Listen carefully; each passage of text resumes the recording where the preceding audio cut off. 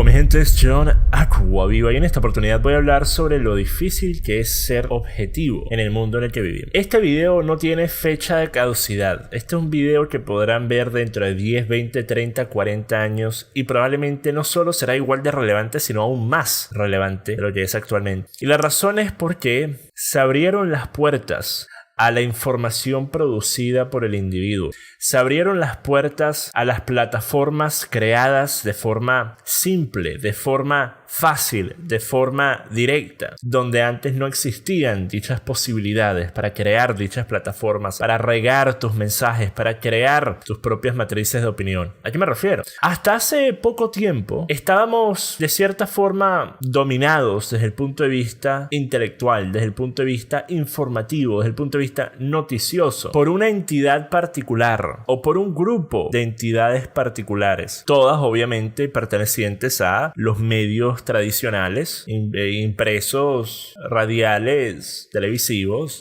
y estas eran entidades que tenían una estructura y una infraestructura significativa, tenían altos grados de financiamiento, tenían todo tipo de requisitos para que tú pudieras siquiera ser el que le llevara los cafés a los que estuvieran presentando las noticias que ellos obviamente no eran los encargados de escribir, de producir, de opinar. Ellos simplemente informaban y lo hacían a una medida mucho más grande de la que vemos hoy en día. Informaban, no opinaban. Hay una diferencia. Si tú eres un presentador de un programa noticioso, tú deberías presentar las noticias, no deberías opinar sobre las noticias. Ese es el trabajo del opinador político, ese no es el trabajo del presentador de las noticias. Sin embargo, a medida que fueron pasando los años y a medida que empezamos a tener acceso a las redes sociales y a medida que antes las redes sociales empezaron a crearse estos medios comunales, ya fuera televisión de acceso público, radios comunales, se empezó a crear la posibilidad de que individuos, sin tener toda esta infraestructura, sin tener que estar bajo una lista interminable de requisitos y de requerimientos para poder presentar sus opiniones al público, pudieran hacer justamente eso, pudieran tener acceso a unas plataformas pequeñas. Lo que pasó es que a medida que fueron avanzando los años y fue mejorando la tecnología y fuimos llegando a la era de la internet y fuimos creando las redes sociales y fuimos populando las redes sociales, llegó una etapa en la que cualquier persona era capaz y es capaz, aunque quizás hoy no de la misma forma en la que lo era, digamos, hace unos 5 o 6 años. Pero era capaz de crear un canal de YouTube, una página de Facebook, una cuenta de Twitter, alguna de estas plataformas sociales y poder alcanzar no solo a 100 personas en tu comunidad, no solo a 1000 personas en un canal de acceso público, sino a centenares de miles de personas, a millones de personas. Tener un impacto real en el mundo, generar matrices de opinión, cambiar la forma de pensar de grupos bastante importantes de la población. Algunas personas empezaron a verdaderamente verse en su ámbito con respecto a la creación de contenido en esta nueva era de las redes sociales y empezaron a hacerlo de una forma más profesional y empezaron a hacerlo de una forma también más efectiva para que su mensaje pudiera trascender más allá de simplemente ser un mensaje más en un océano de personas hablando, todas queriendo tener sus 15 minutos de atención. Y si bien hay muchas cosas positivas que han salido de las redes sociales, hay muchas cosas hoy que podemos hacer que tienen que ver con cosas como el mantenimiento de las libertades individuales contra regímenes dictatoriales, tiránicos. Hay muchas cosas que podemos hacer desde ese punto de vista y también desde el punto de vista de crear opiniones que vayan en contra del status quo, que vayan en contra de la agenda que exista de forma sistemática en un país u otro, ya sea que estés en China y estés tratando de luchar en contra de la censura, ya sea que estés en Irán y estés tratando de buscar que las mujeres sean tratadas como iguales a los hombres, ya sea que estés en un país latinoamericano como Venezuela y estés tratando de informar a las personas afuera de Venezuela qué está pasando en el país y quiénes son los culpables de lo que pasa en el país. Muchas cosas que simplemente antes no podíamos hacer. Sin embargo, la objetividad se ha vuelto cada vez más difícil porque cada vez más personas han entrado al reino del discurso público, han entrado a esa plaza del discurso público que antes estaba resguardada, que antes estaba vigilada, que antes tenía requisitos de entrada. que hoy en día los únicos requisitos aparentes es una conexión a internet. Y lo que ocurre es que cuando tú permites que sean las voces de los típicamente desinformados, que representan la mayoría de las personas que consumen este tipo de contenido en prácticamente todos los rincones en donde dicho contenido se consume. Son personas que no están informadas en profundidad sobre el tema del que se está hablando y son personas que van a opinar principalmente desde sus emociones y desde sus propios sesgos cognitivos, desde sus propias parcialidades políticas, de sus propias agendas y sus propios intereses, como hacemos todos los humanos de una u otra forma. Cuando tú permites que sean esas personas las que dicten, debido a la presión implementada por las masas, la forma en la que las personas que crean las matrices de opinión expresen sus opiniones y qué opiniones van a expresar y de qué forma van a hablar y a qué cosa van a criticar y a qué cosa no van a criticar, qué tema van a evadir y qué tema van a sacar a relucir.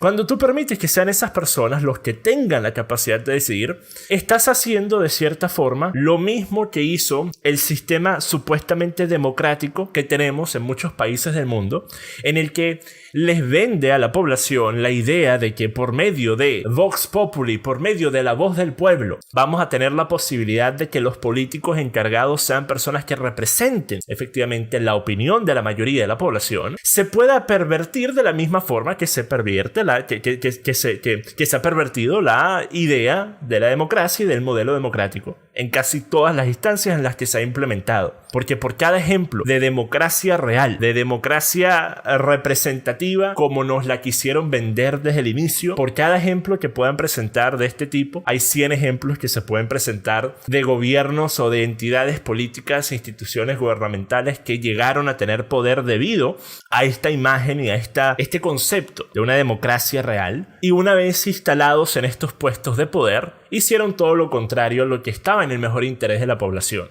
Entonces, cuando tú permites que esos mismos defectos y esos mismos vicios de la política entren también al discurso, a la opinión y al sector de la información online, que es efectivamente donde la gran mayoría de nosotros hoy en día obtenemos nuestra información. Ya no la obtenemos de leer los periódicos, ahora la obtenemos de escuchar a personas en YouTube, la obtenemos de leer tweets, de ver publicaciones en Facebook, de ver cadenas en WhatsApp. Y cuando tú permites que estas personas desinformadas en su mayoría empujen a que los opinadores tengan que hablar de la forma y sobre los temas que las masas quieren que hablen, están no solo evitando que exista un discurso honesto, sino que están evitando que las personas que sí tengan un discurso honesto puedan surgir, porque sería contraproducente a lo que está actualmente generando que estas masas apoyen a una persona o a otra, que es obviamente, como dije, cosas que tienen que ver casi en su totalidad con los intereses personales de los individuos y no con lo que es objetivamente cierto, no con lo que es más coherente, no con el uso de raciocinio para llegar a una opinión analítica utilizando datos empíricos, evidencias reales.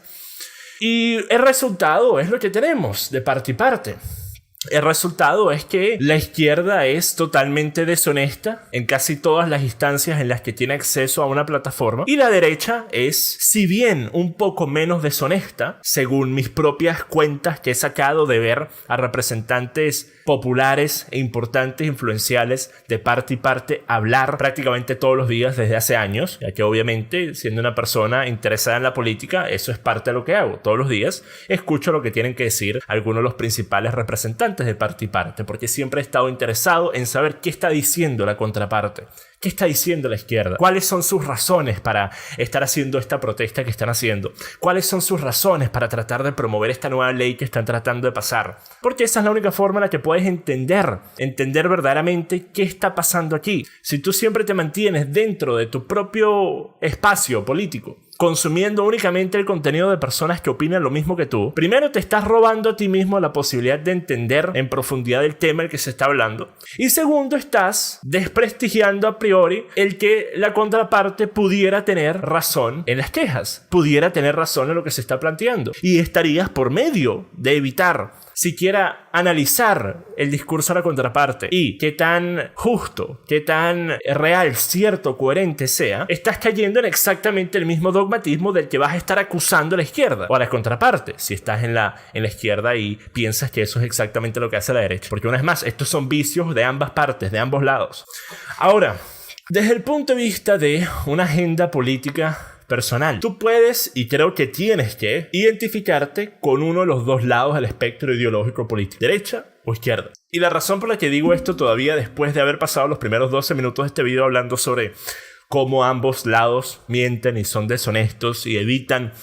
ahondar en las profundidades de los argumentos de la contraparte y únicamente se quedan en lo más banal que se pueda refutar con mayor facilidad. Porque obviamente, si tú estás discutiendo con una persona que te lanza 3 argumentos, 2 de los cuales son ridículos, son banales y son fáciles de contrarrestar, y uno es válido, es difícil de responder, es coherente, tiene evidencia de su lado, está bien basado, bien sustentado, tú tienes dos opciones allí. Una es ir por la vía más honesta y responder principalmente al argumento más fuerte para demostrar que aún con un argumento tan fuerte tienes una respuesta o puedes por lo menos ceder y aceptar que desde ese punto de vista esta persona tiene razón en ese punto particular, entendiendo que el aceptar que tu enemigo tenga razón en un punto no significa que tenga razón en general, y que el aceptar que tu enemigo, tu contraparte ideológica, tenga razón en un punto no quiere decir que tú ahora eres un infiltrado de su ideología. Una vez más, el pensar esto es justamente lo que crea un dogmático, a un fanático. Pero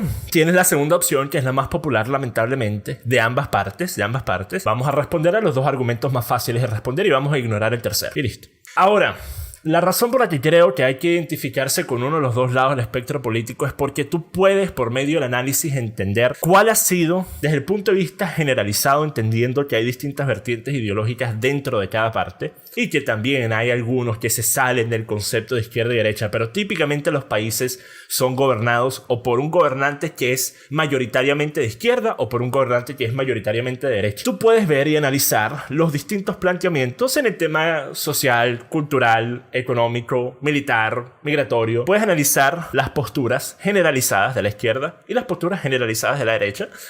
Puedes hacer tus propias opiniones sobre cuáles tú crees, desde el punto de vista mayoritario, tienen más razón, tienen más verdad por detrás. Y una cosa muy importante es cuáles han tenido mejores resultados en los países en los que han sido implementados. Y desde ese punto de vista, pues a mi parecer, obviamente yo teniendo la parcialidad de ser alguien de derecha, creo que es innegable que la derecha ha tenido mejores resultados para la humanidad en los países en los que ha sido implementado. Ahora, que si eso significa que debido a que un gobierno se haga llamar de derecha va a ser bueno. No, eso significa inclusive que todas las medidas que implementaría un gobierno verdaderamente de derecha serían buenas para el país. No, todo tiene su defecto, todos tienen sus problemas, todo tiene su falla, nada es perfecto, especialmente un sistema político que tiene tantas piezas en movimiento, que tiene tantos escenarios a los que se tiene que ajustar, tantas realidades diferentes, en los que las ideas que funcionen en el escenario A quizás no funcionen en el escenario B. El concepto de entender que existe una diferencia entre el modelo económico, por ejemplo, que tú pudieras implementar en un país como Inglaterra o el modelo económico que pudieras implementar en un país como Venezuela. Cuando nosotros empezamos a entender esas cosas que se salen de la agenda dogmática de parte y parte y empiezan a ser desde un punto de vista objetivo sobre ser pragmáticos cuando haga falta hacerlo, empezamos a entender que es cada vez más difícil serlo. Es cada vez más difícil ser públicamente objetivo, porque mientras que yo puedo decir que hay algunas posturas de ciertos gobiernos de izquierda, inclusive ciertos gobiernos socialistas o comunistas, como es el gobierno chino, que si bien maneja una economía que es prácticamente una economía más capitalista inclusive que los Estados Unidos, pero sigue teniendo un manejo social comunista, sigue teniendo un manejo cultural comunista, yo puedo estar de acuerdo con ciertas posturas que ellos tengan con respecto a puntos específicos, pero desde el punto de vista público no lo puedo hacer porque soy inmediatamente tildado como comunista, como amante de los chinos, como fanático del gobierno chino. Y ese es el problema. En una época y en un mundo en el que tú no puedes analizar un hecho de una forma objetiva y dar una opinión que quizás vaya en contra de lo que supuestamente debería ser tu agenda política, ¿para qué siguen a personas como yo? ¿Para qué siguen a personas que no son simplemente voceros de los refritos mensajes de parte y parte? Que lamentablemente son la gran mayoría de los voceros de parte y parte. Lo único que saben hacer es eso, un refrito del mensaje del momento. Tucker Carlson, de Fox News, tiene una sección en la que él típicamente muestra cómo en una semana dada el mensaje de la bancada democrática se vuelve uno en el que hay ciertas palabras que todos los representantes democráticos tienen que mencionar en sus entrevistas. Ciertas palabras clave. porque esas son las palabras que van a ser empujadas en las titulares de las noticias, esas son las palabras que van a ser utilizadas en las campañas de Trending Topic en Twitter, esas son las campañas, las palabras específicas para esta semana. El tema puntual, si estamos hablando de las políticas migratorias de Trump, tenemos que mencionar el hecho de que él pone a niños en jaulas. Es sumamente importante que lo mencionen, niños en jaulas, porque eso obviamente acapara la atención de los medios, acapara la atención y la imaginación de la población, fácilmente, sin tener que ahondar más en el tema. Tú imaginas niños en jaulas, automáticamente tu respuesta es: eso es terrible, ¿cómo puede ser posible? Y él muestra una compilación en la que muestra a personas de la bancada democrática repitiendo pues su mensaje particular, y lo hace prácticamente todas las semanas. Y es sumamente cómico verlo, pero al mismo tiempo es algo que es exactamente lo mismo que hace la derecha en gran parte. O sea, si ustedes van a los comentaristas típicos que tienen más popularidad en redes sociales de derecha y ustedes ven una semana dada, ellos van a estar hablando de los mismos temas desde el mismo punto de vista, dando las mismas opiniones. Y cuando una persona ose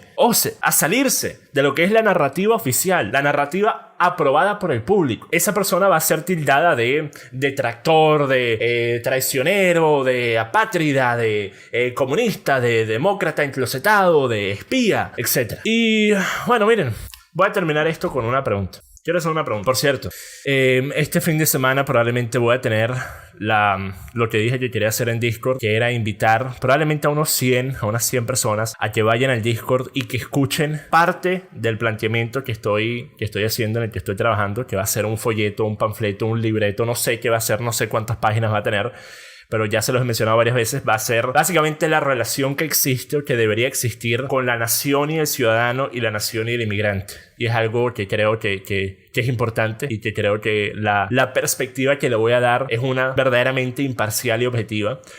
Y quiero poner a prueba esas ideas, y quiero también que ustedes me ayuden a poder pensar en mejores argumentos o en cosas que quizás no había considerado, por medio de hacerme preguntas o decir: mira, pero ¿qué va a pasar con esto? ¿O qué pensaste de aquello? ¿O qué harías con respecto a esto? Eso es lo que quiero hacer. Así que voy a estar probablemente haciendo eso este fin de semana. Cuando lo vaya a hacer, voy a dejar en el Community tab aquí en el YouTube un mensaje, y en Twitter y Facebook también, para los que quieran ir, para que puedan ir. Va a ser en la sala de Discord, obviamente. Pero miren,